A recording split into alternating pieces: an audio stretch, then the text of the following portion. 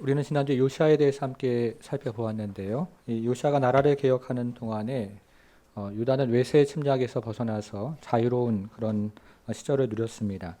그러나 요시아가 죽은 이후에 요시아의 후계자는 애굽으로 끌려갔고 그로부터 5년 후에 유다의 고관들은 바벨론으로 끌려갔고 다시 7년이 흐른 시점에서 유다의 왕과 백성들이 바벨론으로 다시 끌려갔으며 그리고 그로부터 10년이 지난 시점에서 유다는 멸망을 당합니다. 요시아가 죽은 지 22년 동안 요시아의 3명의 아들과 1명의 손자가 유다를 통치하면서 외세 침략을 받다가 결국 멸망을 당한 것입니다. 오늘 본문의 내용이 그런 내용으로 되어 있는데요. 22년 동안에 굉장히 복잡하고 굉장히 어려운 이야기들이 오늘 본문에는 많이 등장을 하는데 우리는 이 오늘 본문에 나오는 이야기를 좀 간단하게 정리를 하고 오늘 본문을 가지고 좀 적용을 한번 해보도록 하겠습니다. 오늘 본문의 이야기가 굉장히 긴 이야기이기 때문에 여러분들께서 집중해서 잘 들으셔야 합니다. 오늘 본문의 첫 번째 이야기는 요시아의 아들 여호와하스에 대한 이야기인데요. 요시아의 아들 여호와하스의 이야기를 한마디로 정리하면 다시 애굽의 노예가 되다 이렇게 정리가 됩니다. 여러분 주보의 첫째 옆에다가 여호와하스 다시 애굽의 노예가 되다 이렇게 한번 정리를 해보겠습니다. 우리가 지난주에 살펴보았던 요시아가 죽자 그 땅의 백성들은 요시아의 어린 아들 여호아스를 왕으로 추대를 했습니다. 아마도 그 땅의 백성들은 이 여호아스를 왕으로 추대하면서 그가 요시아의 개혁을 이어갈 것이라는 기대를 했을 것입니다. 그러나 백성들의 기대와는 다르게 여호아스는 다르게 이제 행동을 하는데요. 그러면서 선왕들을 본받아서 여호와 보시기에 악을 행하는 그런 이야기로 시작을 합니다. 여러분 그래서 어떤 일이 일어납니까? 33절, 34절을 한번 보겠습니다. 33절, 34절을 같이 좀 읽어볼게요. 시작. 바로 느고가 그를 하마 땅 리블라에 가두어 예루살렘에서 왕이 되지 못하게 하고 또 그 나라로 은 100달란트와 금 1달란트를 벌금으로 내게 하고 바로 느고가 요시아의 아들 엘리야김을 그의 아버지 요시아를 대신하여 왕으로 삼고 그의 이름을 고쳐 여호야김이라 하고 여호아스는 애굽으로 잡아갔더니 그가 거기서 죽으니라. 주전 609년에 애굽과 아수르의 연합군이 바벨론과 전쟁을 하는데요. 애굽과 아수르의 연합군이 바벨론에게 패하게 됩니다. 그런데 이 바벨론에게 패한 애굽이라는 나라가 이제 본국으로 돌아가면서 유다를 거치는데요. 유다를 그때 점령하는 사건이 벌어지게 됩니다.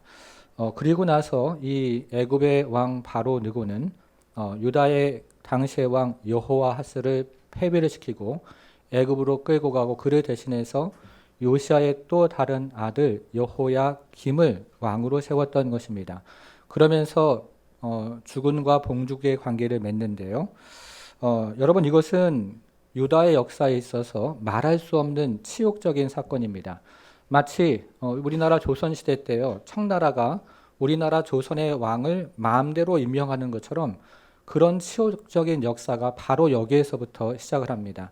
그 전까지는 외세가 그래도 쳐들어왔지만 왕을 결정하는 사건은 없었는데 이번에는 외세가 쳐들어왔을 뿐만 아니라 유다의 왕을 결정하는 그런 치욕적인 사건이 처음으로 일어났던 것입니다. 그런데 유다의 치욕적인 역사는 여기서 끝나지가 않습니다. 여러분 35절을 한번 보겠습니다. 여호아스의 그 시절에 있었던 이야기를 35절은 굉장히 중요한 것을 우리에게 이야기하고 있는데요.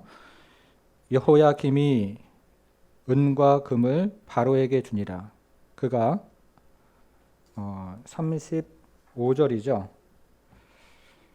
네, 여호야김이 은과 금을 바로에게 주니라. 그가 같이 계속 한번 읽어보겠습니다. 그가 바로 느고의 시작.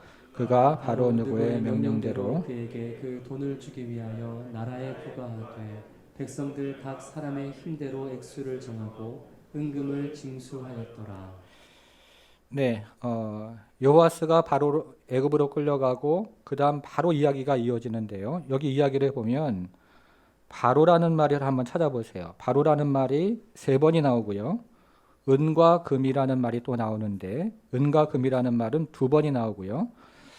여기 나라라고 되어 있는데요. 나라라는 말이 원문에서는 땅이라는 말로 되어 있는데요. 이 땅이라는 말이 원문에서는 두 번이 나옵니다. 그런데요, 이 단어들은 여러분들께서 역사의 한 사건을 떠올릴 수가 있는데 출애굽 때 사용했던 단어가 바로 우리가 살펴본 이 단어들입니다. 출애굽 때 바로의 압제에서 벗어나서 애굽에 있는 은과 금을 가지고 이스라엘 백성들이 약속의 땅으로 이제 들어가게 됩니다.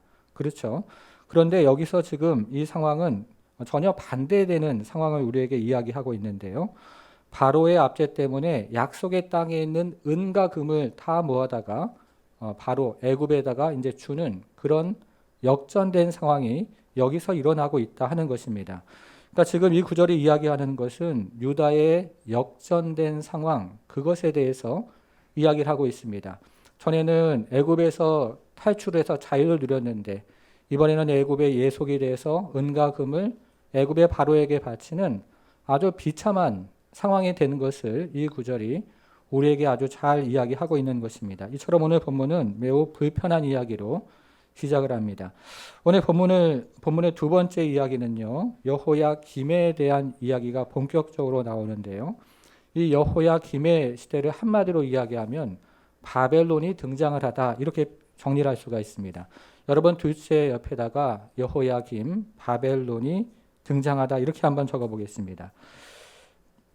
이 여호야김은 25살의 왕이 되어서 예루살렘을 11년을 통치를 합니다. 그런데 여호야김도 다른 선왕들의 본을 받아서 이 여호야김은 여호와 보시기에 악을 행합니다. 우리가 예레미야서를 읽어보면 여호야김에 대한 이야기가 나오는데요. 나라가 굉장히 어렵고 백성들이 가난할 때 호화스러운 왕궁을 짓기 위해서 백성들을 탈취하는 이야기, 그리고 여호와의 이름으로 예언을 하고 하나님의 말씀을 전하는 선지자들을 칼로 죽이는 이야기, 그리고 하나님의 말씀이 적혀 있는 두루마기를 불에 태우는 이야기, 여호야김 때 행했던 악행에 대해서 이야기를 하고 있는 것을 보게 됩니다. 여러분, 그런데 이 여호야김이 유다를 통치할 때 있었던 아주 중요한 사건이 있는데요. 그것이 무엇이냐면 세계사의 주인공이 바뀐 사건이 이때 일어납니다. 주전 605년에 고대 근동 지방의 중요한 가문이었던 갈그미스라는 그 지역이 있는데요. 여기서 바벨론과 애굽의 전쟁이 일어나는데 바벨론이 이곳에 주둔하고 있던 애굽의 군대를 물리쳤는데 애굽이 또 남쪽으로 도망갈 때 다시 한번 하맛이라는 곳에서 격퇴를 하면서 이때부터 바벨론이 역사의 주인공으로 등장하는 그런 세계사의 흐름이 바뀌는 아주 중요한 일이 여호야김 때 일어납니다. 이것을 24장 7절은 이렇게 이야기를 하고 있는데요. 여러분 7절로 한번 가보겠습니다. 7절, 애굽 왕이 다시는 그 나라에서 나오지 못하였으니 이는 바벨론 왕이 애굽 강에서부터 유브라데 강까지 애굽 왕에게 속한 땅을 다 점령하였습니다. 이게 지금 제가 말씀드렸던 사건인데요. 여호야김 때 세계 패권 국가가 바뀌는 그런 역사적인 사건이 일어났다는 것입니다. 그 전까지는 세계 패권 국가가 애굽이었는데요. 근데 그 갈그미스에서 일어났던 전쟁 때문에 이때부터는 바벨론이 세계 패권 국가가 됩니다. 여러분, 그런데 제가 지금 세계사를 잠깐 말씀을 드렸던 이유는 그러면 왜 하나님께서는 바벨론을 역사의 패권 국가로 강성하게 하셨는가 하는 것입니다. 그 이유가 이제 등장을 하는데요. 여러분 24장 1절과 2절을 한번 보겠습니다. 자, 24장 1절과 2절에 보면 하나님께서 바벨론을 강성하게 하게 해서 이 죄악으로 가득한 유다를 심판하는 도구로 사용하신 그런 이야기를 우리가 읽어볼 수가 있습니다. 1절 보니까요. 여호야김 시대에, 자, 누가 이제 등장을 합니까? 바벨론. 자, 바벨론이 등장을 하는데요. 여기서부터 바벨론이 성경에 본격적으로 등장을 합니다. 그 전에는 선지자들이 예언을 했던 것이라면 여기는 실제적으로 등장을 해서 이제 유다의 멸망 때까지 바벨론이 등장을 하기 때문에 이 이야기가 중요한 것입니다. 자, 2절을 한번 보겠습니다. 2절, 여호와께서 그의 종 선지자들을 통하여 하신 말씀같이, 자, 여호와께서 이제 바벨론을 강성하게 하셨다는 것이죠. 자, 그래서 갈대아의 부대, 자, 갈대아가 어느 나라입니까? 이 나라가 바로 바벨론이에요. 바벨론. 바벨론의 부대와 아람의 부대와 모압의 부대와 암몬 자손의 부대를 여호야김에게로 보내 유다를 쳐 멸하려 하시니, 여기서 말하는 부대라는 말을 제가 찾아보니까요, 게도림이라는 그 히브리 말로 되어 있는데, 여기서 말하는 부대는 게릴라 부대를 말하는 것입니다. 그러니까 바벨론의 왕 느부갓네살이 바벨론의 게릴라 부대, 그리고 주변에 조공을 바치던 나라들의 게릴라 부대를 보내서 유다를 아주 유린을 했던 것입니다. 여러분, 여기서 기억해야 되는 것은 여호야김 때 이런 일이 시작이 되었다 하는 것인데요. 이것이 중요한 이유는 여호야김 때 있었던 바벨론의 침공을 시작으로 이제 유다는 돌이킬 수 없는 멸망의 길로 들어서기 때문에 그렇습니다. 말씀드렸던 것처럼 그 전에 바벨론은 선지자들의 예언에서나 등장을 했지만, 여기서부터 바벨론이 정말로 역사에 등장을 해서 유다가 돌이킬 수 없는 멸망의 길로 돌아가는 그런 도구로 사용이 되었다는 점에서 우리는 이것을 기억해 볼 필요가 있습니다. 자, 그러면 유다가 바벨론의 침공을 받은 이유가 무엇일까요? 국력이 약해서입니까? 아니면 외교력이 약해서 그렇습니까? 3절과 4절을 한번 보겠습니다. 3절, 이 일이 유다의 임함은 곧, 또 한번 보세요, 여호와의 말씀대로 그들의 자기 앞에서 물리치고자 하심이니, 이는 뭐라고요? 므낫세의 지은 모든 죄 때문이며, 또 그가 무지한 자의 피를 흘려 그의 피가 예루살렘에 가득하게 하였습니다. 여호와께서 사하시기를 즐겨하지 아니하시니라. 예레미야서를 보면 당시 예루살렘 안에 있었던 상황을 이렇게 쭉 이야기를 하는데요. 당시 예루살렘 안에는 친바벨론파, 친애굽파, 독립파 이렇게 나눠져 있었습니다. 친바벨론파는 의리를 중시하는 사람들이고요, 친애굽파는 실리를 중시하는 사람들이고, 그리고 독립파는 명분을 중시하는 사람들이었는데, 이 사람들이 나름대로의 정치적인 그리고 외교적인 해법을 제시를 합니다. 여러분, 그러나 성경이 이야기하는 유다가 멸망한 이유는 죄 때문이었습니다. 외교적인 문제도 아니고, 정치적인 문제도 아니고, 군사적인 문제도 아니고, 경제적인 문제도 아니고요, 이스라엘의 죄, 므낫세의 죄 때문이라고 분명하게 이야기하고 있습니다. 죄가 이렇게 무서운 거예요. 사실은 우리는 죄 하면 크게 생각을 하지 않지만 죄가 이렇게 무서운 것입니다. 그래서 하나님은 이제 유다의 죄를 사지 않겠다고 선언을 하시고, 이때부터 완전히 바벨론의 손에 넘겨버리십니다. 자, 우리가 오늘 살펴보는 세 번째 이야기는 여호야긴에 대한 이야기인데요. 이 시대를 한마디로 이야기하면 여호야긴의 시대는 바벨론에게 예속이 되는 시대입니다. 주보의 셋째 옆에다가 여호야긴 바벨론에게 예속되다 이렇게 한번 적어보겠습니다. 우리가 지금 네 시대를 살펴보고 있는데, 특별히 여호야긴 시대를 우리가 주목해서 살펴볼 필요가 있습니다. 이 여호야긴은 18살의 유다의 왕이 되어서 예루살렘에서 고작 3개월을 통치하는데, 그는 아버지의 행위를 따라서 여호와 보시기에 또 악을 행하는 왕이 됩니다. 여러분, 그래서 또 어떤 일이 일어날까요? 이제 반복되는 패턴이 계속 이 시대가 되면 일어나는데요. 24장 10절, 11절을 한번 보겠습니다. 10절, 자, 24장 10절입니다. 그때에 바벨론의 왕 느부갓네살의 신복들이 예루살렘에 올라와서 그 성을 에워쌌더라. 그런 다음에 누가 나옵니까? 11절, 그의 신복들이 에워쌀 때에 바벨론의 왕 느부갓네살도 그 성에 이르니. 자, 여기서는 이제 바벨론의 왕 느부갓네살이 직접 이제 올라온 거예요. 유다를 점령하기 위해서 직접 쳐들어옵니다. 그리고 그 다음에 있는 내용을 읽어보면 유다의 이 바벨론 왕이 올라와서 유다 성읍을 마음대로 약탈을 해갑니다. 그리고서 유다에 있는 그 숙련된 장인들 그리고 군인들을 바벨론 포로로 끌고 갑니다. 거기서 만족하지 않고 이 유다의 왕 그리고 왕실에 있는 사람들을 바벨론 포로로 끌려가고, 그리고 그곳에 있는 쓸만한 사람들, 이 모든 사람들을 바벨론 포로로 끌려갑니다. 여러분, 당시 바벨론의 정책은 우리가 얼마 전에 살펴보았던 아수르의 정책과는 전혀 다른데요. 이 아수르는 정복지를 점령하면 그 주민들을 섞는 이 혼혈주의 정책을 폈지만, 이 바벨론은 한 나라를 점령하면 그 나라 안에 있는 쓸모 있는 사람들은 다 데려가고, 남아있는 사람들은 비천한 사람들만 남겨놓아서 반란을 일으키지 못하게 하는 그런 정책을 펼쳤습니다. 그런데 우리가 이 지금 여호야긴에 대한 기사를 읽어보면 열왕기 기자는 굉장히 의도적인 단어를 사용해서 이때 나라가 얼마나 유린되었는가를 우리에게 아주 잘 보여주고 있습니다. 여러분 12절을 한번 보겠습니다. 12절.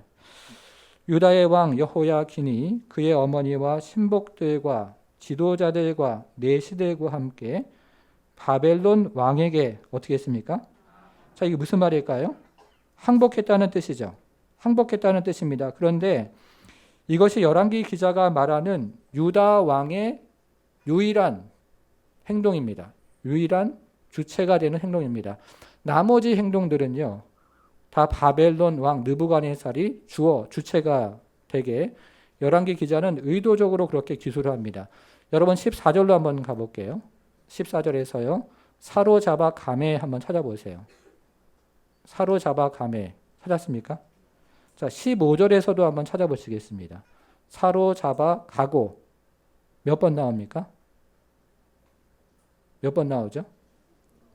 자, 14절에서는 바벨론 왕이 장인들과 군사들을 사로잡아 갔고요. 15절에서는 바벨론 왕이 유다 왕과 왕족들을 사로잡아 갔는데 두 번 나오죠. 16절에서도 한번 찾아보세요. 사로잡아 가고 또 나옵니까? 예, 바벨론 왕이 백성 가운데 쓸만한 사람들 다 잡아갔다 이렇게 이야기합니다. 여러분 한번 상상을 해보십시오. 그러니까 바벨론 왕이 유다 땅을 자기 마음대로 이리저리 유린을 하고 다니는 그런 시대가 바로 이 시대가 된 것입니다. 그런데 이게 언제 일어났는가 하는 것이 중요한데요. 자, 12절 계속 한번 보겠습니다. 12절. 때는 중간쯤에 한번 찾아볼게요. 때는 바벨론의 왕 18째 해라 이렇게 되어 있는데요. 자, 이것이 중요한 이유는 바벨론 연호로 되어 있기 때문에 이것이 중요한 것입니다. 지금까지 열왕기 기자는 모든 사건을 유다의 연호를 사용해서 유다 왕의 연호로 기록을 했는데요. 그런데 지금 여기서는 바벨론의 연호를 사용해서 바벨론 왕의 연호로 지금 기록을 하고 있다는 것입니다. 그래서 이것이 이야기하는 것은 바로 이때에 유다가 바벨론에게 완전히 예속이 되었다 하는 것을 우리에게 보여주고 있는 것입니다. 여호야긴 때부터 유다가 바벨론에게 완전히 종속이 되는 그런 시대가 되었습니다. 자, 오늘 본문의 네 번째 이야기는 유다의 마지막 왕 시드기야에 대한 이야기인데요. 자, 시드기야의 그 시절을 한마디로 이야기하면 이제 유다가 바벨론에게 망하는 이야기입니다. 자, 넷째 시드기야 바벨론에게 망하다 이렇게 한번 적어보겠습니다. 느부갓네살이 여호야긴을 바벨론 포로로 잡아가고 요시아의 또 다른 아들 시드기야를 왕으로 세웠습니다. 자, 18절 19절을 같이 좀 읽어보겠습니다. 18절 19절 시작. 시드기야가 왕이 될 때에 나이가 21세라 예루살렘에서 11년간 다스리니라. 그의 어머니의 이름은 하무다리요 림나인 예레미야의 딸이더라. 그가 여호야김의 모든 행위를 따라 여호야긴 보시기에 악을 행한지라. 자, 유다의 마지막 왕은 시드기야인데요. 이 사람은 21살의 왕이 되어서 예루살렘에서 11년을 통치를 합니다. 근데 열왕기 기자는 시드기야를 여호야김과 비교를 하면서 여호와 보시기에 악을 행했다고 말하는데요. 시드기야를 여호야김과 비교를 하는 이유는 이 두 사람이 모두 하나님의 뜻을 저버리고 바벨론에게 반역을 했기 때문에 그렇습니다. 그래서 두 사람을 동일한 선상에서 비교를 하고 있는 것입니다. 자, 그런 다음에 또 어떤 일이 일어납니까? 마지막 절 20절을 보니까요. 여호와께서 예루살렘과 유다를 진노하심이 한번 보세요. 그들을 그 앞에 쫓아내실 때까지 이르렀더라 돼 있습니다. 제가 이것을 한번 찾아보니까 이 말은 던져버리다 이런 뜻을 가지고 있어요. 이제 유다를 하나님께서 던져버리신 것입니다. 유다가 그래서 시드기야 때 완전히 멸망을 당합니다. 이것이 오늘 본문의 이야기입니다. 오늘 본문을 좀 정리를 하면요. 오늘 본문은 열왕기 기자가 요시아가 죽은 이후의 마지막 유다의 역사를 빨리 감기로 영화를 보면 빨리 감기로 하는 것처럼 그렇게 처리를 하고 있습니다. 요시아가 죽은 이후에 요시아의 3명의 아들 그리고 1명의 손자가 통치한 22년의 역사를 굉장히 빠르게 우리에게 들려주고 있습니다. 여러분 그것을 우리가 정리를 했는데 주보에 적은 것을 가지고 다시 한번 확인을 해보겠습니다. 자, 첫째 여호아스 뭡니까? 다시 애굽의 노예가 되다. 한번 외워보세요. 둘째 여호야김 바벨론이 등장하다. 외우실 수 있으시겠죠. 셋째 여호야긴 바벨론에게 예속되다. 넷째 시드기야 바벨론에게 망하다. 한번 외워볼게요. 저를 보시고 한번 외워보시죠. 첫째 여호아스, 네, 둘째 여호야김, 셋째 여호야긴, 네, 넷째 시드기야. 잘하시네요. 학창시절 돌아가서 지금 잠시 저희가 한번 해봤습니다. 여러분 어떤 생각이 드십니까? 유다의 마지막 역사가 끊임없이 외세에 시달리면서 너무 비참하게 유린되는 그런 역사였구나 하는 것을 우리가 생각하게 됩니다. 자, 그러면 유다는 왜 멸망을 했는가? 오늘 본문에 보면 그것을 굉장히 일정한 패턴으로 우리에게 들려주고 있는데요. 먼저 23장 32절로 한번 가보겠습니다. 23장 32절 한번 보시겠어요? 자, 누구로 시작합니까? 여호아스가 그의 조상들의 모든 행위대로 여호와 보시기에 악을 행하였더니. 자, 두 번째 구절은 23장 37절입니다. 23장 37절. 자, 이 구절은 누구로 시작을 하던가요? 여호야김이 그의 조상들이 행한 모든 일을 따라서 여호와 보시기에 악을 행하더라. 자, 세 번째 구절은요. 24장 9절입니다. 24장 9절. 자, 이 구절은 또 누구로 시작합니까? 여호야긴이 그의 아버지 모든 행위를 따라서 여호와 보시기에 악을 행하였더라. 마지막 네 번째 구절 24장 19절인데요. 여기서 그가라는 사람이 누구일까요? 시드기야죠. 시드기야 마찬가지입니다. 여호와 보시기에 악을 행했습니다. 여러분 우리는 하나님을 생각할 때 어떻게 생각을 하십니까? 하나님을 생각할 때 사랑의 하나님 이렇게 생각을 합니다. 거기까지만 또 생각을 합니다. 오늘 본문이 뭐라고 얘기합니까? 오늘 본문은 죄에서 떠나지 않으면 망한다 이야기합니다. 죄가 점점 차서 선을 넘어가면 망한다 이야기합니다. 그게 오늘 본문의 메시지예요. 오늘 본문이 그것을 우리에게 명확하게 들려주고 있는 것입니다. 므낫세의 죄뿐만 아니라 그의 뒤를 따랐던 많은 유다 왕들 그리고 백성들의 죄 때문에 망했다 이렇게 이야기를 하고 계신 것입니다. 그렇게 이야기를 하고 있습니다. 이게 오늘 본문의 메시지죠. 그런데 열왕기 기자는 이 같은 메시지를 전달하면서 이 메시지의 핵심이 무엇인가를 우리에게 다시 한번 들려주고 있습니다. 오늘 본문에서 가장 중요한 구절은요. 24장 13절인데요. 같이 한번 보겠습니다. 24장 13절입니다. 자, 그가 여호와의 성전의 모든 보물과 왕궁 보물을 집어내고 또 이스라엘 왕 솔로몬이 만든 것 곧 여호와의 성전의 금그릇을 다 파괴하였으니. 자, 여기서요. 또 이스라엘의 왕 솔로몬이 만든 것 곧. 자, 제가 지금 말씀드린 말을 괄호로 한번 묶어 보겠습니다. 괄호로. 또 이스라엘 왕 솔로몬이 만든 것 곧 거기까지를 괄호로 한번 묶어 보겠습니다. 여러분 이 말이 꼭 있어야 되는 말일까요? 없어도 되는 말일까요? 한번 읽어 보세요. 이 말은 없어도 문맥이 통합니까? 안 통합니까? 통하죠. 이 말은 없어도 되는 말입니다. 그럼 이 말을 왜 집어넣었을까요? 이것은 역대기 기자가요. 이 솔로몬을 삽입해서 솔로몬 시대와 지금 비교를 하고 있는 것입니다. 자, 솔로몬 시대가 어땠습니까? 영광스러운 시대죠. 그런데 그 영광을 다 잃어버린 시대가 되었다. 이렇게 지금 솔로몬을 의도적으로 집어넣어서 없어도 되는 말을 집어넣어서 솔로몬 시대와 지금을 비교를 하고 있는 것입니다. 그런데요. 이 말을 집어넣은 더 중요한 이유가 있습니다. 그 이유를 우리가 함께 좀 생각을 해보는 것이 중요합니다. 자, 성경을 앞으로 좀 넘겨서 이번에 열왕기 상으로 한번 가보겠습니다. 열왕기 상 4장으로 가볼게요. 제 성경은 516페이지에 있습니다. 열왕기 상 4장 20절부터 25절을 한번 가보겠습니다. 제 성경은 516페이지에 있는데요. 열왕기상 4장 화면으로도 나옵니다. 여러분 찾으셨습니까? 20절. 자, 20절 같이 한번 읽어볼게요. 시작. 유다와 이스라엘의 인구가 바닷가에 모래같이 많게 되네. 자, 21절. 네, 먹고 마시며 즐거워하였으며 21절 보면 자, 솔로몬 이렇게 시작하죠. 그러니까 지금 읽은 20절부터 25절까지 내용은 솔로몬 시대 때 실제로 있었던 이야기를 하고 있는 것입니다. 21절 솔로몬이 그 강, 이 강은 유브라데스 강인데요. 유브라데스 강에서부터 블레셋 사람의 땅에 이르기까지와 애굽 지경에 미치기까지의 모든 나라를 다스림으로 솔로몬이 사는 동안에 그 나라들이 조공을 받아 섬겼더라. 25절로 가보겠습니다.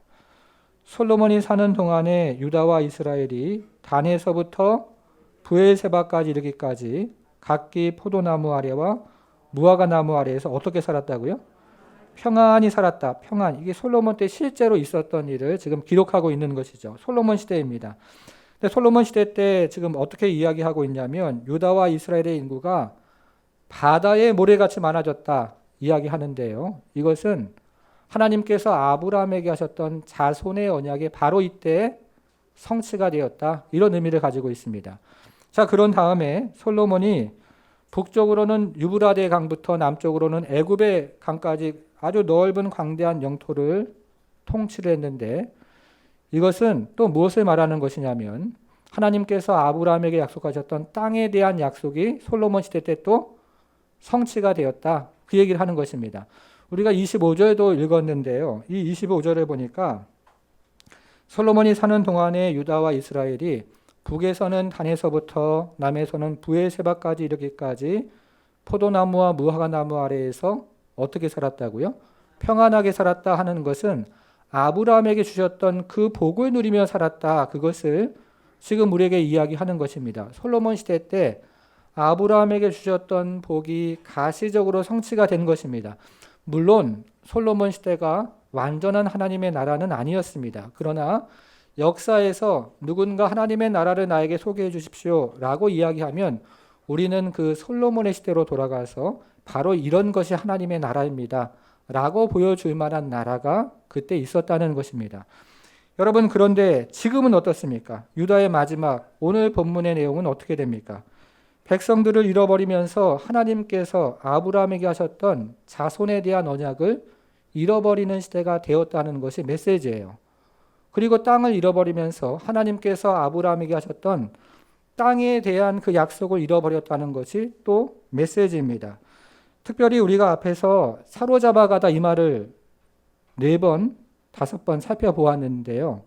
이 말은 열왕기 기자가 사용하는 유배 언어입니다. 이 유배 언어를 반복하면서 열왕기 기자가 우리에게 들려주고자 하는 것은 하나님께서 아브라함에게 말씀하셨던 아브라함의 복을 그때 다 잃어버렸다. 그 얘기를 하신 것입니다.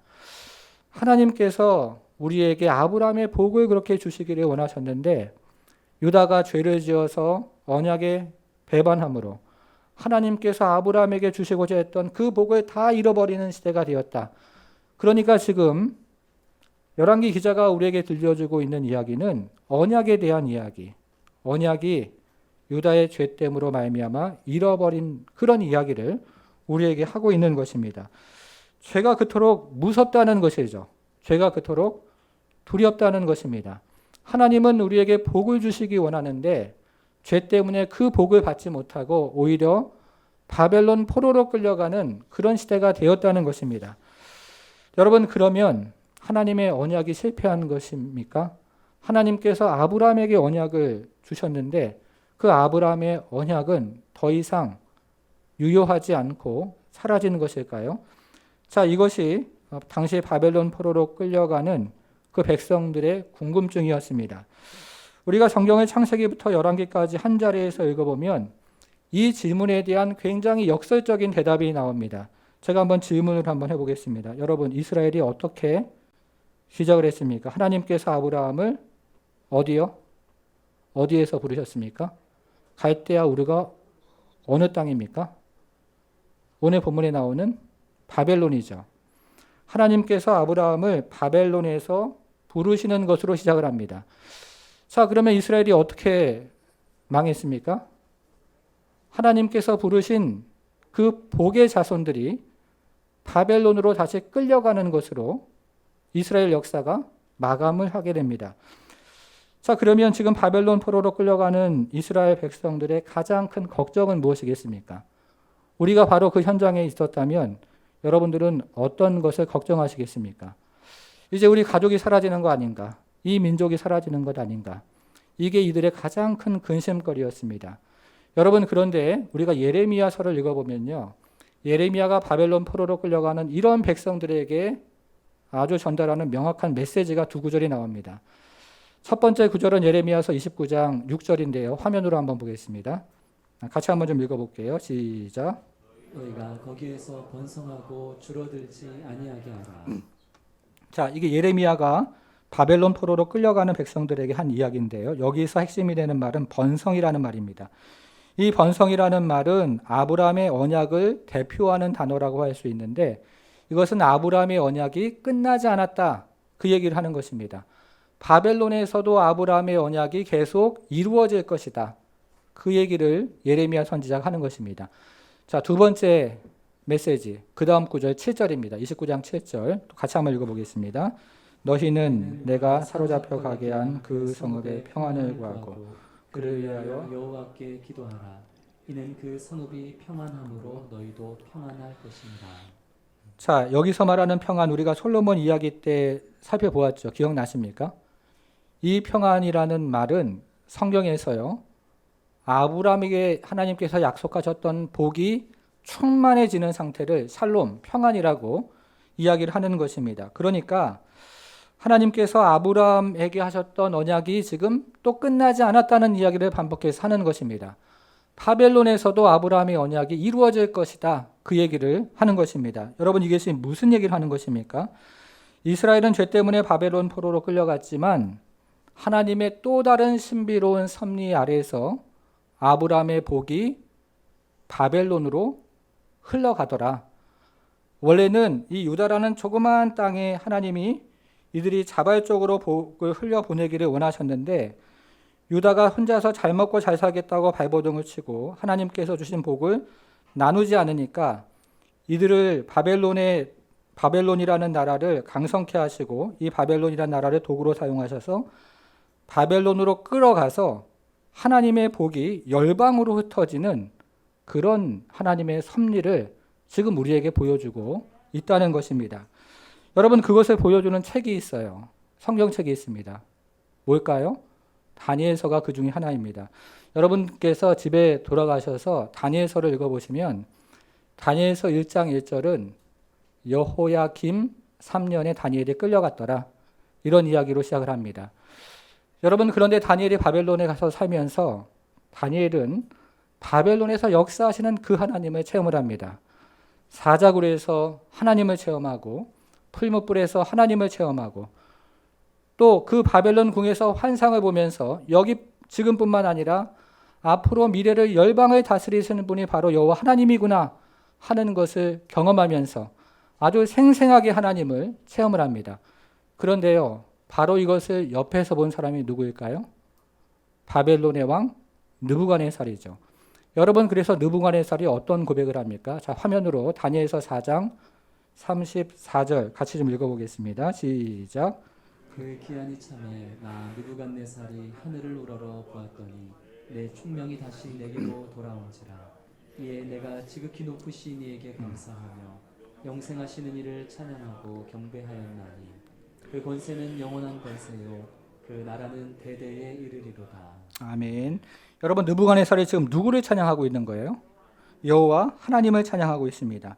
그러니까 유다가 망했지만 하나님의 계획은 망하지 않은 것이죠. 나라는 망했지만, 불순종으로 망했지만 신비스러운 하나님의 계획 가운데서 아브라함의 복은 실패하지 않은 것입니다. 이것이 성경의 역사고 이것이 세계의 역사입니다. 여러분, 인간의 역사는, 인간의 계획은 실패합니다. 그러나 하나님의 계획은 실패하지 않습니다. 인간의 약속은 실패하지만 하나님의 언약은 실패하지 않습니다. 인간의 나라는 망하지만 하나님의 나라는 망하지 않는다는 것이죠. 아브라함의 복이 여전히 우리 가운데 있다는 것입니다. 아브라함의 복은 실패하지 않습니다. 땅에 떨어지지 않았습니다. 자, 정리를 한번 해보겠습니다. 이스라엘의 죄가 무엇일까요? 창세기부터 오늘 본문까지 읽어보면 제가 생각하는 이스라엘의 죄는 한마디로 하나님께서 주신 복을 자기만 누리고 살겠다는 것입니다. 자기가만 잘 먹고 잘 살겠다고 고집을 부리면서 하나님께서 주신 복을 나누지 않았던 것이 이스라엘의 죄입니다. 그러자 하나님이 어떻게 하십니까? 하나님이 강제로 이스라엘을 흩으십니다. 강제로 이스라엘을 흩으셔서 이 복을 강제로 나누게 하셨다는 것입니다. 성도 여러분, 여러분들은 인생을 살아가면서 어떤 것이 정말로 두려우십니까? 저는 인생을 살아가면서 인생을 마감하는 날에요, 복을 받은 것밖에 자랑할 것이 없을까 봐 그것이 저는 두렵습니다. 성도들의 많은 사랑을 받으면서 정말 성도들의 사랑을 받은 것밖에 자랑할 것이 없을까 봐 그것도 두렵습니다. 하나님께서 저에게 주신 은혜가 참 많은데 그 은혜밖에 자랑할 것이 없을까 봐 저는 그것이 두렵습니다. 하나님께서 저에게 먼저 복을 주신 것은 이 복을 나누라고 주신 것인데 받은 복밖에 자랑할 것이 없을까 봐 그것이 두렵다는 말씀입니다.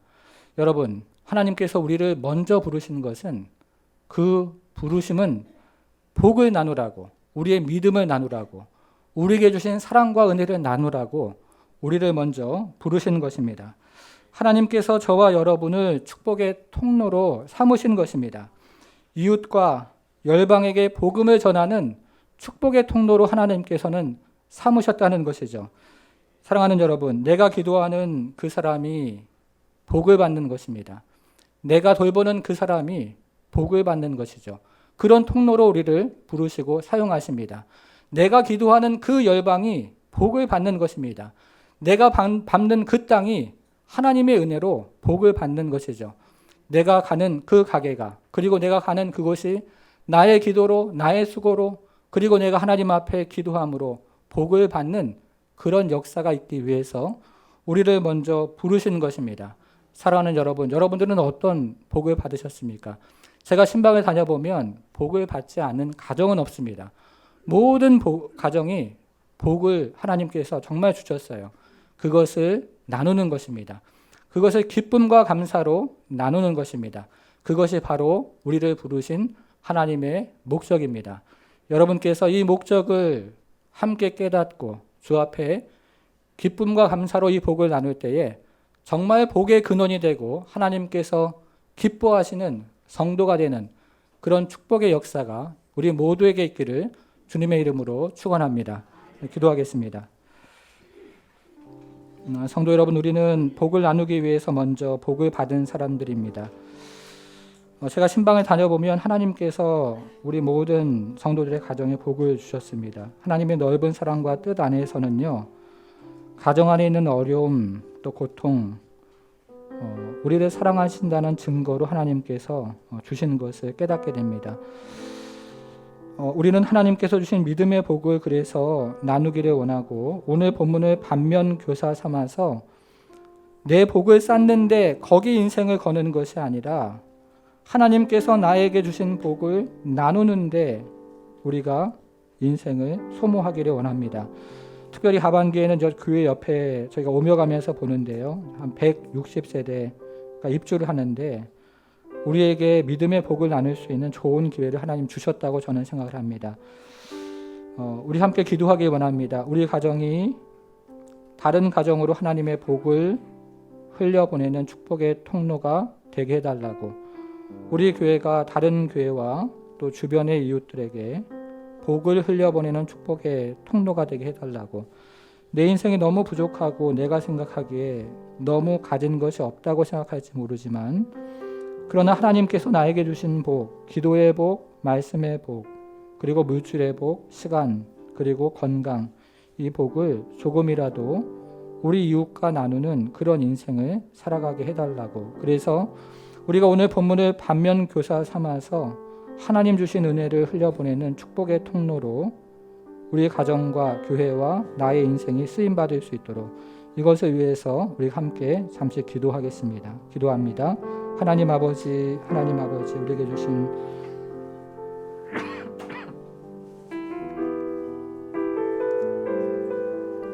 열방에게 주신 하나님 아버지의 복을 또 우리가 나누며 주 앞에 나아갑니다.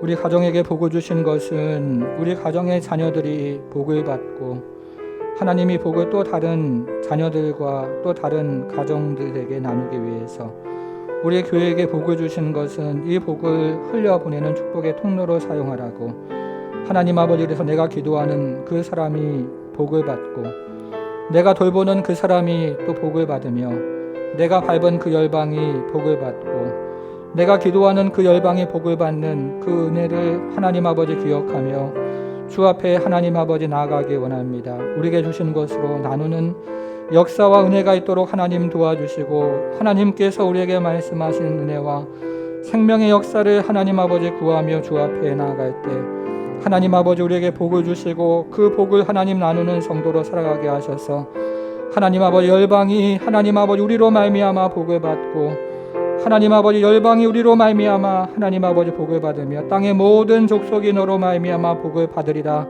하신 말씀이 땅에 떨어지지 아니하고 우리의 인생과 우리의 자녀들과 우리의 가정과 우리의 교회를 통해서 하나님 아버지 이루어지는 역사가 있도록 주여 도우셔서 하나님 아버지 땅의 모든 족속이 너로 말미암아 복을 받으리라 그 말씀이 우리의 말씀이 되어서 하나님 아버지 땅의 모든 족속이 하나님 아버지 복을 받는 역사와 은혜와 영광이 나타날 수 있도록 주여 도와주시기를 기도하오니 하나님 아버지 은혜를 베풀어 주시고 하나님 은총을 베풀어 주셔서 우리 사랑하는 성도들 가정 위에 복을 주시고 그 복을 하나님 나누며 그 복을 하나님 아버지 또 축복의 통로로 흘려보낼 때에 또 다른 곳이 우리 하나님 안에서 복을 경험하고 또 다른 곳이 우리 하나님 안에서 은총을 경험해서 믿음이 하나님 아버지 흘러가고 믿음이 흘러넘치는 그런 역사와 은혜를 경험할 수 있도록 우리 하나님 역사해 주시기를 기도하오니 내가 기도하는 하나님 그 사람이 복을 받고 하나님 아버지 내가 기도하는 그 땅이 복을 받으며 그 교회가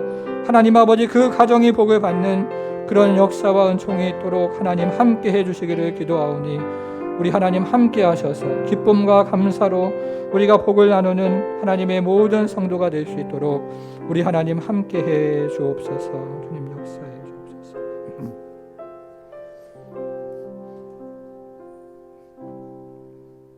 하나님 아버지 땅의 모든 족속이 너로 말미암아 복을 받으리라 말씀하셨던 그 하나님의 말씀을 의지하며 우리가 축복의 통로로 사용되는 인생 되기를 원합니다. 내가 기도하는 그 사람이 복을 받고 내가 돌보는 그 사람이 복을 받으며 내가 밟는 그 땅이 복을 받고 내가 기도하는 열방이 복을 받는 역사가 나타날 수 있도록 우리 하나님 함께해 주옵소서.